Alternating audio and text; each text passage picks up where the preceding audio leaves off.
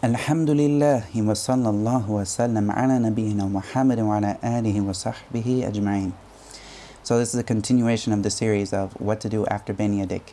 And as a kind of a manhaj and a guide that I have, I'm using the program that is on the Takween website here at Takween al-Rasikhin, that comes to telling people how to start learning the different ulum.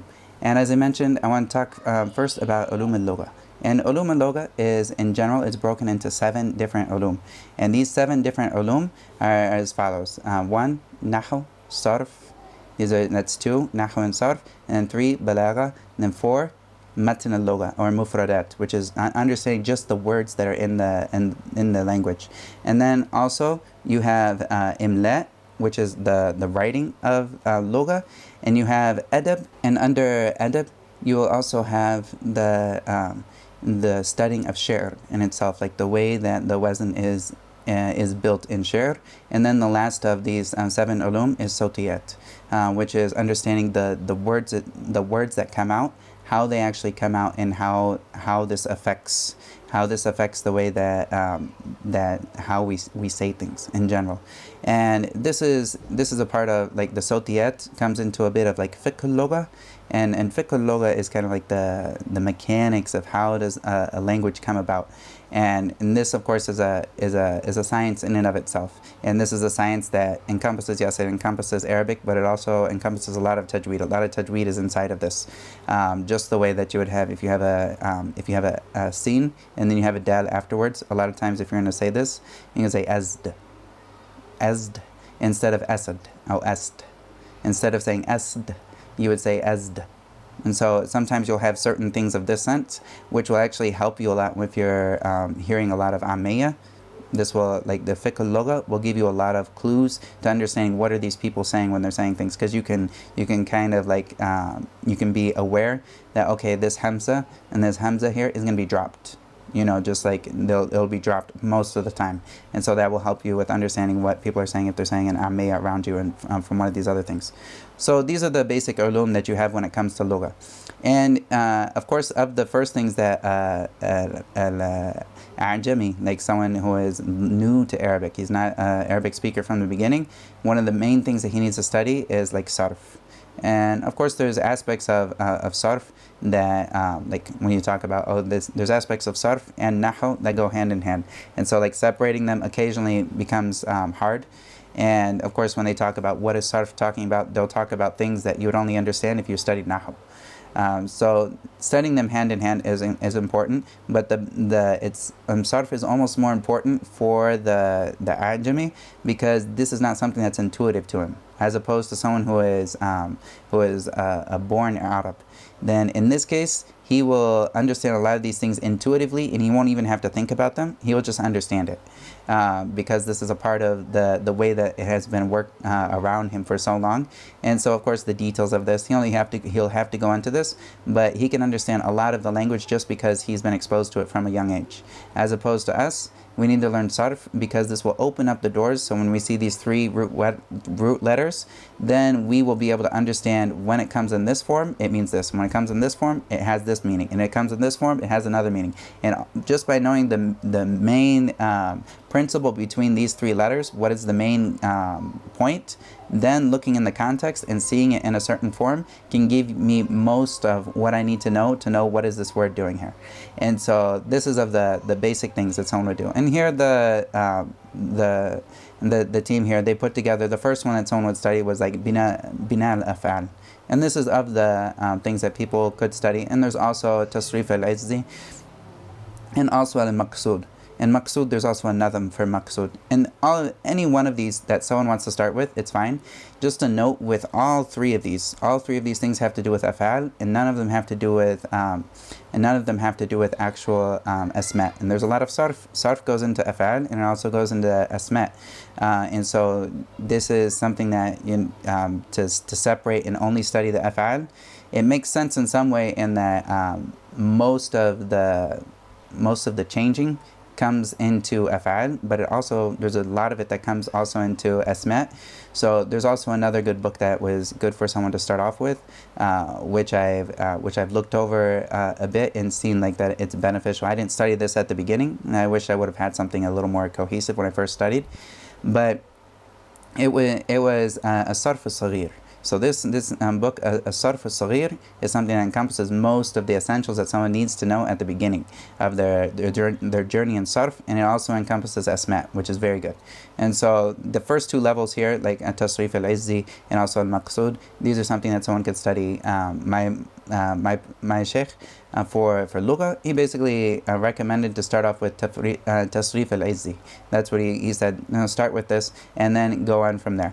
And then for the third level after this, or like maybe like a seventh level, is he says limit al-af'al. And this limit al-af'al is a great it's a poem or nadam, Ibn Malik. And so Ibn Malik, when he wrote the Alfiya, of course Alfiya is a mukhtasar, al-Kafiya Shafiya, which is another a long poem, which is over 3,000 lines, and this is for Nahw and Sarf. And so he has this, which is al-Kafiya Shafiya, which is a longer nadam, and which encompasses Nahw and Sarf. And typically these two were taught together, side by side. They weren't necessarily separated. So a lot of times when people would say Nahw, they meant Sarf inside of it as well. And so it encompassed both of these things. And of course, Sarf encompasses the actual, the makeup of the word, not looking at the end of the word, but actually the building of the word in regards to its harakat. And it has to do with af'al al-mutasarrifa, which is like the different af'al that will change forms from one form to another, and also al-asma al-mu'riba, and so like also the asma al-mu'riba that aren't mabni. And so in general, this is what sarf has to do. It looks at these things. And then nahw, it'll look at the end of the word, and it'll look at the placement of the word in the sentence in regard to other things. Or it'll look at this word, what is this role that it plays? Does it have does this word do something to the word that comes after it? Such as like if you have a harf al-jar, okay, this makes the word come after it, it makes it majroor, and also it has a certain meaning that plays with it. Okay, what's that meaning? Is it connected with something else? And so this is looking at more meaning and like the details of meaning, and sarf is more looking at the details of meaning within the actual word by itself, aside from it being placed into a sentence. So learning sarf is very important, because this is like the detail of the word itself. You're learning about this word, what does this mean by itself? And then when you come and look at nahw, you're looking at this word in a sentence, what does it mean? Like in the context of the sentence, and how does the sentence work? And you're looking at what is right and what is wrong about this sentence structure. So how do I make sure that the sentence structure is correct and not incorrect? You're looking at the do's and don'ts. And then from a bigger picture, when you want to look at the beauty of how the sentence structure is built into, or like what is it made out of, then you'd be looking at balagha, which is like, why is this before this? What's the benefit of this, and why is this like a jumla ismiya as opposed to fa'liya? And like, what is the benefit of this harf jar instead of this harf jar? And so these are some of the benefits that come across in balagha. But this is not talking about what's right and wrong as much as it's talking about what is good and what's better. And so this is balagha, and this will come after you have learned sarf and nahw, and then you can come into balagha and start to understand this. And also balagha, it would come after you have a good sense of mufradat as well, like a good vocabulary, because a lot of the things that they will come up in a balagha, it'll have a lot of vocab that you need to understand, and if you don't understand the vocab, then you're not going to understand the example that's given from like shi'r or something of this sort. And so in sarf, going back to the actual methodology that is given here. So he has tasrif al-izzi. If someone started with this is great. Or with sarf al-saghir is what I mentioned, which is great for a beginner. And then after that, he has limit al-af'al, which is this is what Ibn Malik he missed in the Alfiya Ibn Malik. So when he made the Shafiya Kafiya or Kafiya Shafiya, when he made this nadam, then he took it and made a mukhtasar into 1,000 alfiya, which is 1,000 lines. And so there were some things that he didn't get in there when it comes to with tasrif. So he made lamiyat al-af'al to be like a finisher for what he missed over there. And there's some things that are covered twice, such as like the masadir and whatnot. These are things that are covered. There's a bab inside of lamiyat al-af'al as well as in alfiya for masadir. And so he'll talk about these maybe twice, but in most cases it's kind of like a finisher to that. So and it's at a similar level, to be honest, like of when it comes to if you're studying Alfiyat ibn Malik, then you would also study Lamiyat al-Af'al afterwards, as like similar to that. If someone were to study it right away, it can be hard, and also just the memorization of it can be a little difficult, because some of the lines of poetry, when someone tries to say it, it's a mouthful. It's definitely not easy for someone to say right away, and it's not important that they memorize all of the exceptions right away. At the beginning, it's not important that they memorize the rule and then all of the exceptions after the rule, because Sarf in general, you'll memorize a general rule and then there's going to be exceptions for that rule. And if you memorize the rule at the beginning, this is good enough. But then when you want to be a master, you have to memorize all of the exceptions for that rule, and then you'll never make a mistake. So you memorize the rule, which is the qaida, and then you memorize all of the exceptions for the rule, you'll never make a mistake after that. And so this is limited af'al. Like, it gives you the rule and then it gives you a bunch of the exceptions, and the little exceptions that are missing from that are also they're filled in with another like an addition to lamiyat al-af'al, which some of the other scholars came up and added some extra lines of poetry inside of it to finish all of the exceptions, to finish that, and also add some of the meanings that were missed in that. And this is good. But for someone to just read and learn from, then al-shadr al-arf is the best. I think this is better. Shadr al-arf is better for someone just to read and learn. And if they have this, some of my teachers, they said this is enough for a student. Like, if they've studied this far, then this is enough for the average student to last him. He can understand most everything in Sarf. And if he understands this book, which isn't a nadam, but it's just actual wording and whatnot, if he understands this book well, which I have a sharh on my YouTube page, you can see that the Ustadh Ahmed Shawqi, he taught this, and he made it very easy with the board and whatnot for someone to understand. He taught this in a very clear way, and so feel free to go and watch that and learn from that. And this book would be enough for someone for the most part. And if they want to go the next mile, then there's Shafi'a Ibn Hajib, which is like that's the last level of this, and there's shuruh on it as well that are famous in that. And that's something that someone can go afterwards. But if you learned Shadr al-Arf, this should be enough. Like, for the average person, if they understand this well and they comprehended it, then this should be good. As far as Nahw, then someone, after they've done just the basics of Sarf and they've studied Nahw, of course they start off with Ajrumiyah. This is the beginning, and someone could start off with this. Of course, there's also a Nahw al-Saghir as well, by the same author that wrote a Sarf al-Saghir. And this is good. Like, this is a good place if someone wants just something that's beginning. And also with Ajrumiyah, there's a PDF which has it all in like kind of like diagrams, which helps with the meaning of this. And inshallah, I'll go through that with a quick explanation in English for people to get started with Ajrumiyah, and so they can understand Nahw from the beginning, inshallah. And so also, after you do Ajrumiyah, as far as Nuqtat al-I'rab, then he mentions here, I'm not for sure, I don't know much about this book, so I won't say anything about it. Also, then after, for the next level, he writes here Mutammim al-Ajrumiyah, and so like this is good. Like, and there's a couple different shuruh on it. There's al-Mumti', and then there's also al-Kawakib al-Durriyah. This is a major sharh, which will basically it'll prepare someone for Alfiyat ibn Malik. If someone understands this, they will be ready to go into Alfiyah after this, inshallah. And then also he says someone could either do this, the Mutammimah al-Ajrumiyah, or they go into Qatr Nada, and then he has wal Qawaid al-I'rab, and everyone should do Qawaid al-I'rab. This is a small booklet that is written by Ibn Hisham, and everyone should study this book because it will help you in so much. And there's a lot of things that you'll never get in Mutammim al-Ajrumiyya or Ajrumiyya or Qatr that you'll find here. When it comes to understanding the placement of sentences, what does this sentence mean? Like the i'rab al-jumal, this will help some with that, as well as huruf al-jar, and also a lot of the huruf. You'll say huruf, but it's like a lot of the words that repeat themselves a lot, and people make mistakes in them. He brings up a lot of these in qawaid al-i'rab, also in the basics of how someone should do i'rab. And this is a wonderful book, and of course, like Musil al-Tulab is the sharh for this that someone would do.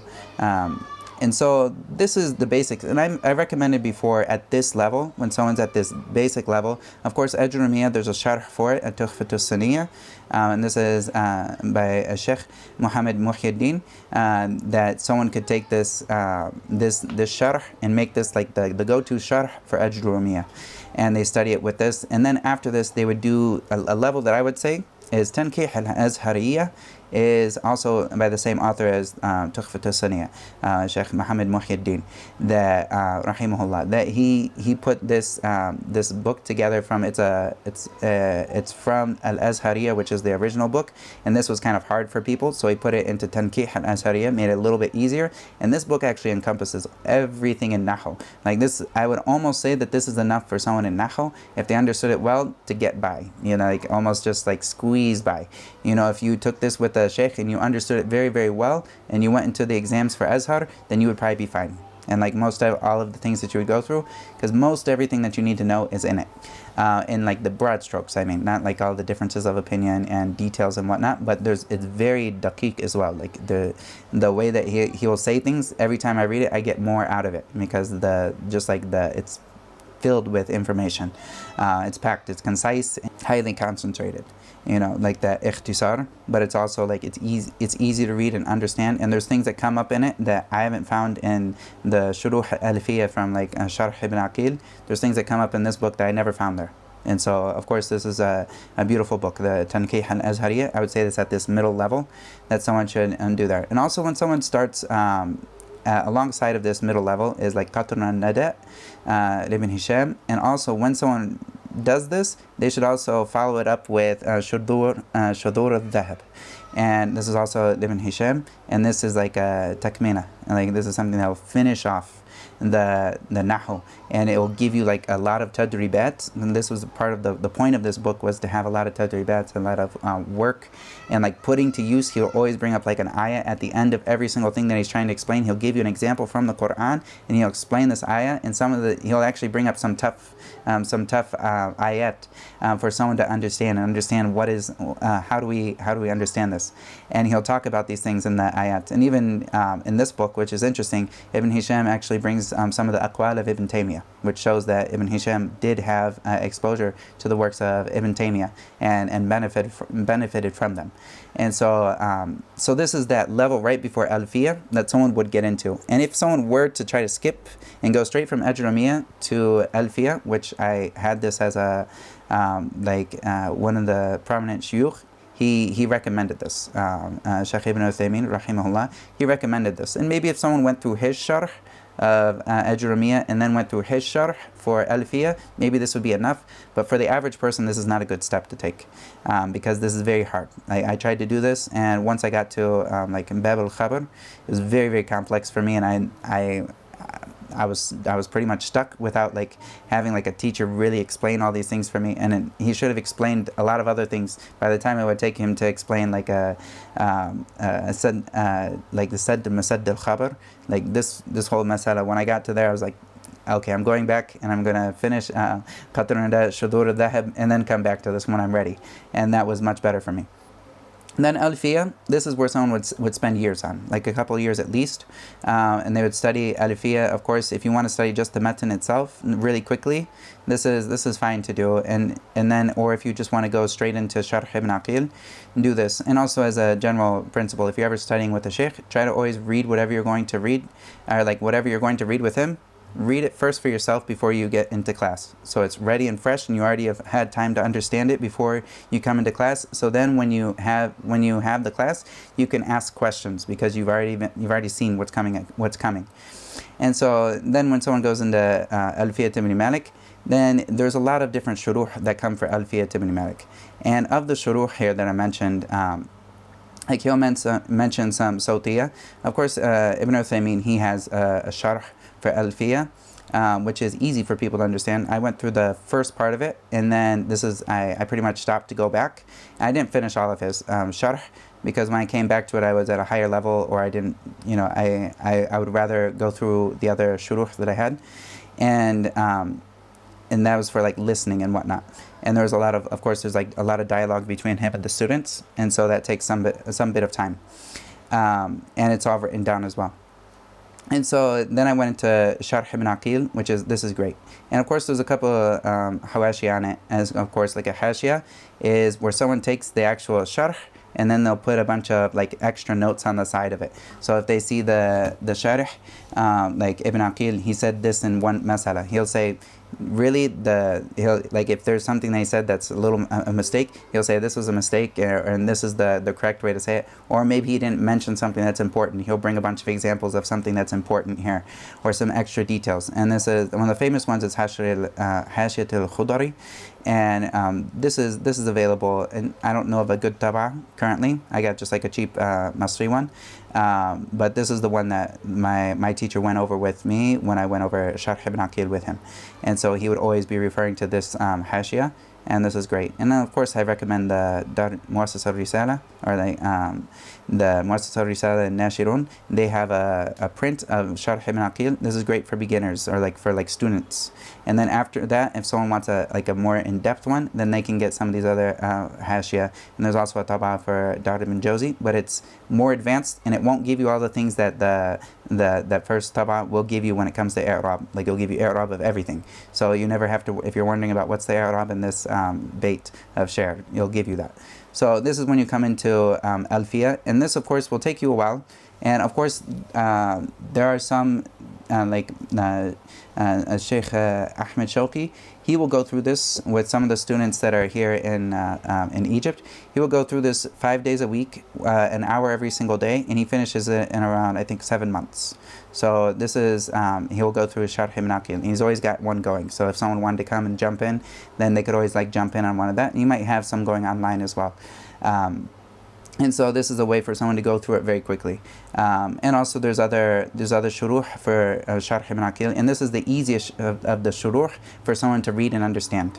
And of course there's a lot of other shuruh as well out there that are great for someone to go when they want to have a really, really strong understanding of Alfiya, that they can go through as well, that are out there. And these are if someone wants to go through Sharh ibn Hisham, Awdah al-Masalik, this is a very, very strong and it's potent. As I mentioned, ikhtisar, this is a highly condensed sharh for someone to go through. And this is of the best, some of the best shuruh out there is this Awdah al-Masalik. It's well known, but it's almost in and of itself, it needs a sharh. So taking this with a teacher is great for someone to do, especially if they don't understand the way that Ibn Hisham talks. If they understand what he talks, and they understood Sharh Qatr al-Nada, they read this and they studied it, and also Shudur al-Dhahab, then if they read this, they probably will understand most everything he's talking about. If they've already had previous exposure to the material, and they'll understand what he's saying in an easy way. But if you haven't read his other stuff, and you're not used to the way that he speaks, or in that a lot of ikhtisar, then this might be a little hard. But it's definitely good. I think it's great for someone to go through Awdah al-Masalik. And for Sharh ibn Hisham, Awdah al-Masalik, there's a sharh that is very well known, which is Tasrih, or Tasrih al-Tawdih, which is by Sheikh Khalid al-Ashari. And this is well known for this particular sharh. And also a note about Awdah al-Masalik, he doesn't actually explain the actual abiyat for Alfiya. He talks about the basic, he'll bring the basic chapter, and he'll give it a chapter name, which is actually beneficial occasionally, and sometimes he'll actually add a couple of chapter names in there. And then he'll also give the meaning of what is contained inside of the abiyat from Alfiya. And occasionally he will talk about the meaning. If it's bad, he'll talk about it. He'll say this meaning is not correct, and he'll talk about it if he thinks it's bad, of course. But this is the way that he does it. He'll explain the meaning of it, but he doesn't even touch the actual wording. of it for the most part. He doesn't talk about the wording at all. And this is a text that is meant to be like a companion alongside of al-fiqh, and this is great. Like this particular book, but it is definitely challenging. Without a doubt, it's challenging. And for someone to read it, they need to have patience and also understand how to read a mukhtasar, or something that's very close to mukhtasar, and understand what does he mean by this, and really think about what he's saying, because he doesn't just say things like without thinking. Like behind it is like a whole discussion. Like he says this, but behind his wording is a whole discussion that he has a whole like debate with somebody just with his one wording. Then he'll say it's a debate against someone else who said something else, and if you don't know about this debate, you'll miss out, and you won't even realize why he chose this particular wording. And this is something that when somebody gets used and it's exposed to a lot of like the aqwal in a certain ilm, they will understand the debate that goes on that is only just on the surface of the page. Like on the page, you'll see the view of the sheikh, but you'll also see that he actually gave like 20 rebuttals to the other people that came in without saying much. And this is something that of course is of the beauty of ulum, that the way that people speak. And of course there's other very, very expansive shuruh for al-fiqh. Of course sharh al-ushmuni, and also with the hashiyat al-sabban. This is of the later levels of that someone would go to afterwards. And there's also another sharh, which is sharh by Sheikh Abdullah al-Fawzan, and this is Abdullah, Sheikh Abdullah al-Fawzan, and this is not Salih al-Fawzan. So, and this is Dalil al-Salik, and this is a very easy sharh, to be honest. It's a very easy sharh, and it is mu'asir, and he has some interesting views in there that are that he leans towards, that are his personal views, that hold a lot of weight in certain cases. And he occasionally leans towards views that he that he goes off on something that the rest of the Nahwiyan, like the Nahwiyan, wouldn't necessarily be with him, but he goes on this way because this is what he sees as rajih. And so occasionally you'll have some of these views, but he tries not to go into a lot of debates. And in the actual book itself, he tries to leave it simple and move forward with that. And so this is the basic with al-fiqh. And if someone wants to go down and do the other shuruh, that's something they can do. But the best thing for them to do is, if they understood Sharh ibn Aqil, if they understood it well and they put it into use, then in this case this would be enough for them in most things that they need. And a lot of times when they talk about the shurut al-ijtihad, a lot of times they'll mention the person understands Sharh ibn Aqil and they understand it well, and this is enough for them when it comes to Nahw for that. And then as far as the other ulum for that are mentioned here for balagha, the book that I would recommend, he mentions two, Mi'atul Ma'ani wal Bayan. This is one of them, which is if someone wants to memorize a matan that is 100 lines, then they could memorize this. And there's a sharh, Sheikh Muhammad al-Buhaydi, and so he has a sharh for this, which is great. That's on YouTube, and that's very clear. And he has a lot of ta'liqat that were very, very good in it when it comes to majaz. At the end of it, towards the end, he talks about majaz, and he talks about it from the way of the Salaf, and also affirms it, but of course affirms it in a way that it is not in something that is from the ghaybiyat. Like this is not something we would say there's majaz in the ghaybiyat, but he affirms majaz, but not in the sifat of Allah, things that are ghaybiyat. And also of the other ones that someone could study is Durus al-Balagha, and this is great. And there's also a sharh out there that's coming out very recently by Sheikh Dr. Qalish, and he has this that he has done a sharh on it that inshallah will be very great once he finishes that. And this is for this book it's not a nazm, so you can just read the book. And I went over this with a couple people, and this is a very good book for a beginner. And if he understands this opens his door. But of course, he should have already been at the level of at least qatr nadat. He should at least have been to this level in Nahw before he even starts the beginning of balagh. Also, mufradats, they give the first one here for mufradats, like to get their vocabulary up, is Risala fil Mutaradifat. This is beautiful, and they said you should read this. You should read this like 10 times at least, and even if you don't memorize it, at least read it 10 times. This will help you a lot. And so it's a very beautiful.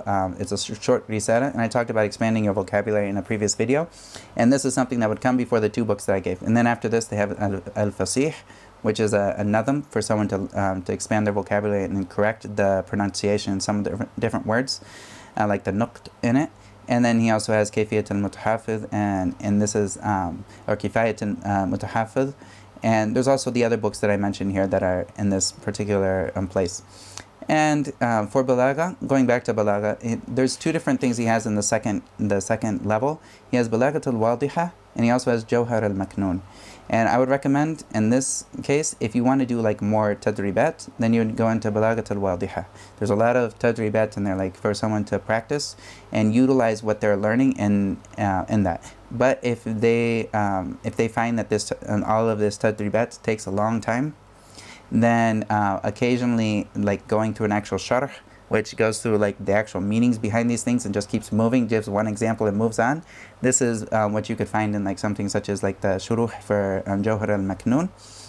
And for this, there's the very famous sharh for this is Damanhuri, and he has this Hilyat al-Lubbi al-Masoon, and this is a famous sharh for it. It's good, but it also needs an explanation itself. And occasionally, towards the end of the book, it actually doesn't give you a ton of like sharh. It'll just give like half an example, and it'll keep moving, as if it's barely any sharh. But that's at the end of it, towards when he's when he's talking about Badi'a and whatnot. And this is a little difficult. And I would recommend Jawahir al-Balagha. That's what I'd recommend at this level, more than that, by Sheikh Ahmed Hashimi. And so this is the better book at this level, I think, that encompasses all of what someone would really need to know for the basics, like everything that they really need to know, with great detail and tahqiq. And this would be found in Jawahir al-Balagha by Sheikh Ahmed Hashimi. And so also after this level, like the Alfiya of Balagha would come into Talkhis. And in here, there's a couple of different books that someone would study. Either the Sharh that comes for Talkhis. Of course, you would need to study the books that came in line. Where does Talkhis come from? You'd need to study the history of this, and to understand where does the history of Balagha come from. And then also, there's two major shuruh that someone would look at the beginning.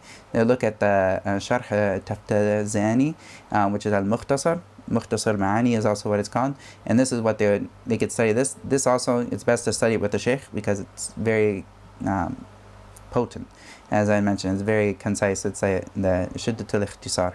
And then there's also another sharh, which is for the mu'allif himself, and this is also very good. And so this is one way that someone would start off with these three main ulum. And I mentioned some of these other things also. For imla, something that's easy, Qawad al-imla, someone would study this, and this would be enough for them to get started. And then when it comes to adab, this is something that you start off with some of the basic, you should always be starting, like having a lot of books that you read all the time, such as like Qisas al-Anbiya or Qisas al-Nabiyyin. This is the first one that someone would start. And then they would go into Khatam al-Nabiyyin. This is the next one that they would go into after that. And then you could go to some of the other books, such as like Suwar min Hayat al-Sahaba, and some of these other books that are good. And then later down the line, you can start doing the Sher. And starting with Sher al-Jahiliyyah is a little bit hard. You won't understand most of what's going on. And so this is, you wait till a little farther down the line. But starting with shared from some of the like the Umayyan, or like from Mutanabbi and whatnot, this is something that is closer to understanding than that earlier shared from before the time of Islam, and at the time of Islam. It's very hard. There's a lot of strange words that will come up, and strange ways that it will be put out there. But this is something that will strengthen someone's understanding in Arabic. And then when they come to the Quran, they'll see just how clear the Quran is. Like when you compare the Sher to the Quran, you'll see the Quran is very easy and clear for someone to understand. And it's very potent, and it'll also increase their understanding of the Quran. It'll just become very, very clear. And so, of course, adab is a huge field, and it's something that someone can take a long time when they're studying it, and they should always be studying it. And like for a student of knowledge, he should always be studying something on adab on the side, even if it's not like his main focus. He should always be doing something with it. He should never leave it alone, because this will increase his understanding. And Of course, Allah knows best in all of this, and may Allah guide us and teach us ما ينفعنا. وصلى الله وسلم على نبينا محمد وعلى آله وصحبه أجمعين. وما كان المؤمنون لينفروا كافة فلولا نفر من كل فرقة منهم طائفة ليتفقهوا في الدين ولينذروا قومهم إذا رجعوا إليهم لعلهم يحذرون.